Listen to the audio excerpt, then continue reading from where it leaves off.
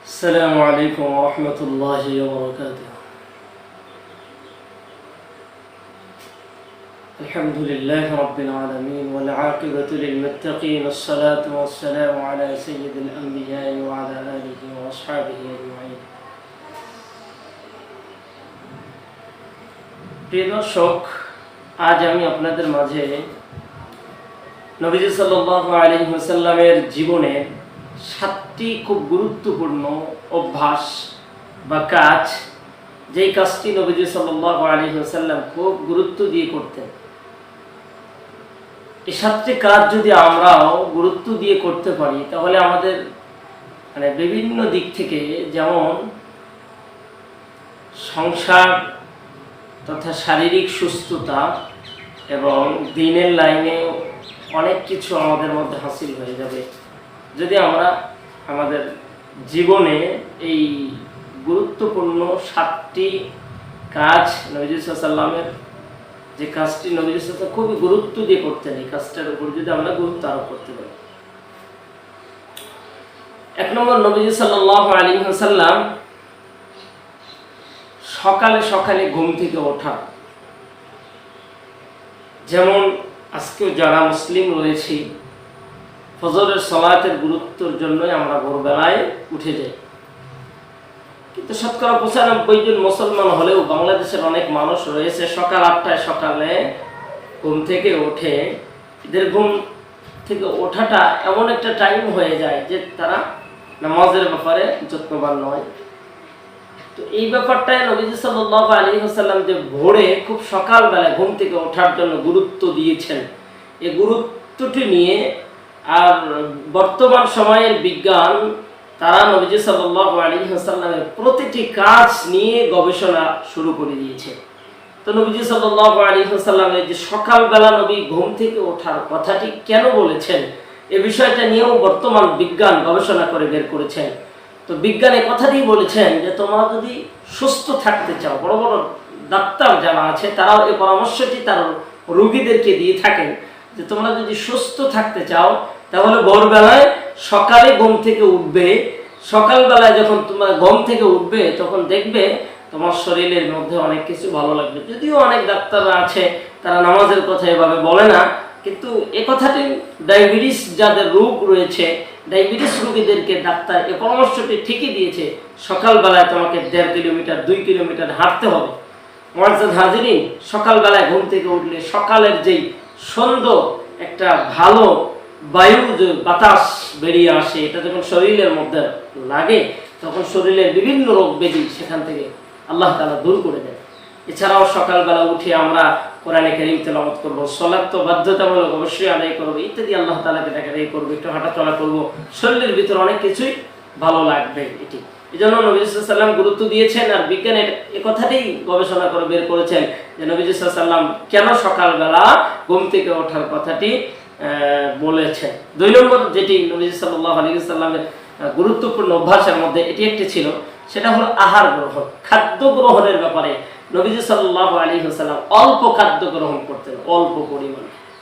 এই জন্য আমাদের দেশগুলিতে আমরা খেয়াল করলে দেখব অনেক মানুষের পেট, আসলে বুক এবং পেট দুটা এরকম ভিন্নতা হয়ে যায় খাবারের ক্ষেত্রে। আমরা যখন যা পাই এমন খাওয়া খেই, গ্রাম্য মানুষেরা বলে জনমের খাওয়া খেয়েছে। তো ঠিক অনুরূপভাবে আজকে পেয়েছি, প্রচুর পরিমাণে খেলাম, আর আমাকে খেতে হবে না, এমনটি নয়। খাবারের একটা নির্ধারিত নিয়ম থাকবে, নীতিমালা থাকবে। আমরা সামান্য পরিমাণ, যতটুকু একটা মাপ থাকবে, ওয়েট থাকবে, সেই অনুযায়ী আমরা খাদ্য গ্রহণ করব। নবীজি সাল্লাল্লাহু আলাইহি ওয়াসাল্লামের সুন্নাহ হলো যে তোমরা গোটাল পেটটাকে 3টা ভাগে বিভক্ত করে, একটা ফাঁকা থাকবে, শুধু খালি, এটা টোটালি খালি থাকবে। একবার পানি দিয়ে ভরে ফেলবে, পানি খেতে হবে প্রচুর পরিমাণে। বর্তমান বিজ্ঞান তো গবেষণা করেছে মানুষের প্রচুর পরিমাণে পানির অভাব শরীরের মধ্যে, এজন্য নির্ধারিত সময় আমাদেরকে পানি খেতে হবে। তো পানি খাওয়াটার এই কথা নবীজি সাল্লাল্লাহু আলাইহি ওয়াসাল্লাম 1500 বছর পূর্বে কেন বলেছিলেন আমার ভাইরা? বর্তমান বিজ্ঞান গবেষণা করে বের করেছে, যদিও আমরা নবীজির কথাকে গুরুত্ব দেইনি, মূল্যায়ন করিনি, কিন্তু বিজ্ঞান বলেছে এটা আপনি করেছেন। কিন্তু বিজ্ঞান গবেষণা করেছে নবীজি সাল্লাল্লাহু আলাইহি ওয়াসাল্লামের সেই ভবিষ্যৎবাণী, সেই কর্ম, সেই অভ্যাসগুলির ভিতর থেকে গবেষণা করে তারা বের করেছে।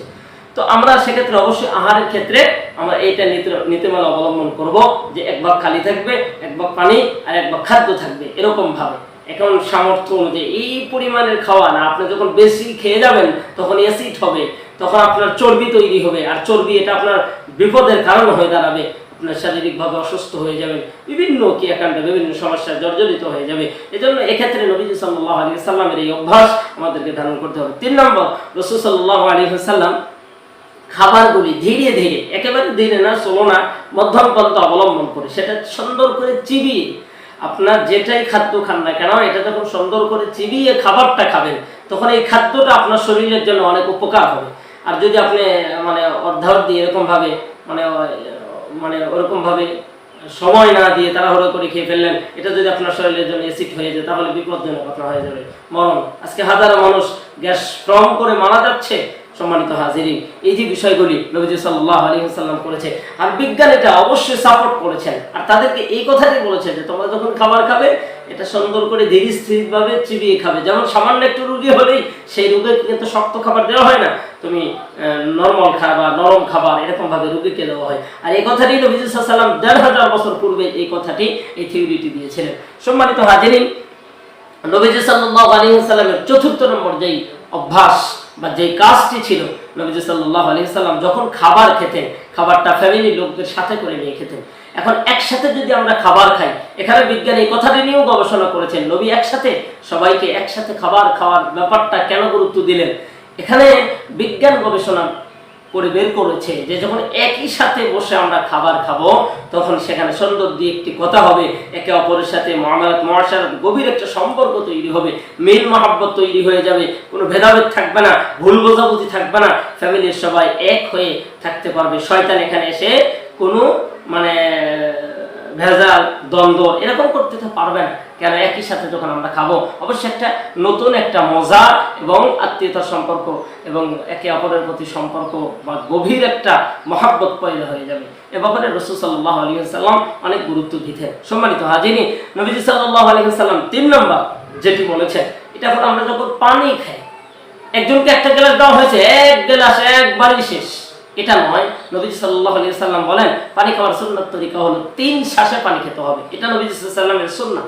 আমার ভাইয়েরা, বিজ্ঞান এটা গবেষণা করেছে, নবীজি সাল্লাল্লাহু আলাইহি ওয়াসাল্লাম কেন বলেছেন। এখন একসাথে যখন আপনি পানি খেতে থাকবেন, পানি একসাথে যখন খেয়ে ফেললেন তখন আপনার শরীরে এই পানিটা তো বিভিন্ন জায়গায় সার্ভিসিং হয়, একই জায়গায় এক জায়গায় এরকম না, শরীরের রগে রগে রগে বিভিন্ন জায়গায় পানি যখন সার্ভিসিং হতে থাকে তখন দেখা যাবে যে রাসূল সাল্লাল্লাহু আলাইহি ওয়াসাল্লামের বিষয়টি অনেক গুরুত্ব আরোপ করেছেন যে তোমরা ৩ শ্বাসে পানি খাবে। ৬ নম্বর, রাসূল সাল্লাল্লাহু আলাইহি ওয়াসাল্লাম রোজা রাখার ব্যাপারটা নিয়ে অনেক গুরুত্ব আরোপ করেছেন। আজকে যদিও আমাদের দেশে রোজা রমজান মাস বছর ঘুরে ১ মাস ব্যাপী রোজা আসে, এই রোজার ব্যাপারে আমরা কি করি, অনেকে বলি না আমার শরীর ভালো না ইত্যাদি ইত্যাদি, আমরা রোজা রাখার মতো সময় নেই। আমার ভাইয়েরা, নবীজি সাল্লাল্লাহু আলাইহি ওয়াসাল্লাম প্রতি চন্দ্র মাসে অর্থাৎ 13, 14, 15 এই 3 দিন রোজা রাখতেন। সোমবারে রোজা রাখতেন, বৃহস্পতিবারে রোজা রাখতেন। রোজা শরীরের জন্য কতটা গুরুত্বপূর্ণ একটা উপকার, যে এই যে ডাক্তার যখন ডায়াবেটিসের রোগী চলে যায় তখন ডাক্তার বলে আপনার সন্ধ্যাবেলায় অল্প কিছু ভাত খাবেন আর রাত সকালবেলায় খাবেন, দুপুরে আপনার জন্য ভাত নেই, একটা রুটি খাবেন। মুআজ্জাজ হাজিরিন, এই কথাটি নবীজি সাল্লাল্লাহু আলাইহি ওয়াসাল্লাম ১৫০০ বছর পূর্বে বললেন তোমরা মাঝে মধ্যে রোজা রাখবে। এই যে মাসে ৩ দিন সোমবার বৃহস্পতিবার এই সুন্নাহ, এই রোজাগুলো যদি মেইনটেইন করে চলেন আপনার শরীরের ভিতর কোনো সময় ডায়াবেটিস হতে পারে না, আপনি যদি এই আমলটি করতে পারেন। আমার ভাইয়েরা, ৭ম নম্বর যেটা হলো নবীজি সাল্লাল্লাহু আলাইহি ওয়াসাল্লাম ৫ ওয়াক্ত সালাতের গুরুত্ব আরোপ করেছেন। আমার ভাইয়েরা, এই যে ডায়াবেটিসের রোগীদেরকে সকালবেলা বলা হয় ঘুম থেকে উঠে 2 কিলোমিটার আপনাকে হাঁটতে হবে, আর যাদের ডায়াবেটিস আরো বেশি তাদেরকে আরো বেশি তো হয় 5 কিলোমিটার এরকম হাঁটতে হবে। এই যে হাঁটাটার জন্য আমার মনে হয় এই লোকগুলি নির্ঘাত শুধু বসে বসে খাওয়ার এদের অভ্যাস, তাকে হাঁটতে হবে, ব্যায়াম করতে হবে, রুকু সিজদাগুলি ধীরে স্থির ভাবে যখন বান্দা আদায় করতে থাকবে লম্বা সময় সালাতে দণ্ডায়মান হতে হবে। আমরা তো শুধু ৫ ওয়াক্ত ফরজ সালাত ছাড়া হয় না, নবীজি সাল্লাল্লাহু আলাইহি ওয়াসাল্লাম এমন সময় নামাজে দাঁড়িয়েছেন যে এত লম্বা সময় দাঁড়িয়েছিলেন যে তাদের দাঁড়িয়ে থাকার মানে দরুন এত লম্বা সময় হয়েছে যে তার পায়ের রগগুলি ফুলে মানে ফেটে যাওয়ার মতো হয়েছে। এরকম লম্বা সময় পর্যন্ত নবীজি সাল্লাল্লাহু আলাইহি ওয়াসাল্লাম নামাজের মাধ্যমে কাটিয়েছে। আমার ভাইয়েরা, আমরা যদি এই যে নামাজের মাধ্যমে এই কাজটি যদি আমরা করতে পারি, তাহলে আল্লাহ রাব্বুল আলামিন আমাদের বিভিন্ন শরীরে রোগ ব্যাধি থেকে হেফাজত করবেন। চেষ্টা করে হাঁটাহাঁটি করার প্রয়োজন হবে না, যখন লম্বা সময় পর্যন্ত আমরা দণ্ডায়মান থাকবো সলাতের মাধ্যমে। আর সলাত আমাদের তো সংক্ষিপ্ত হয়ে গিয়েছে, না লম্বা চৌড়া হবে না, খুব শর্ট।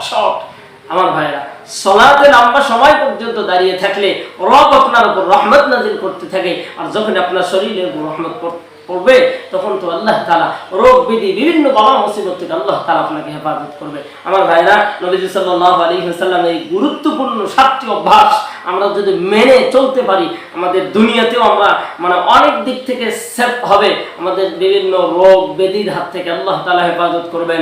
সেই সাথে সুন্নাহ আমরা মেনে চললাম, নবীজি সাল্লাল্লাহু আলাইহি ওয়াসাল্লাম যেভাবে বললেন, এছাড়াও আমাদের অনেক লাভ ফায়দা হলো, পরকালের জন্য আমরা অনেকটা এগিয়ে গেলাম। আল্লাহ তাআলা আমাদের সবাইকে যেন নবীজি সাল্লাল্লাহু আলাইহি ওয়াসাল্লামের এই 7টি অভ্যাসের উপর আমল করার তৌফিক দান করেন। আমিন।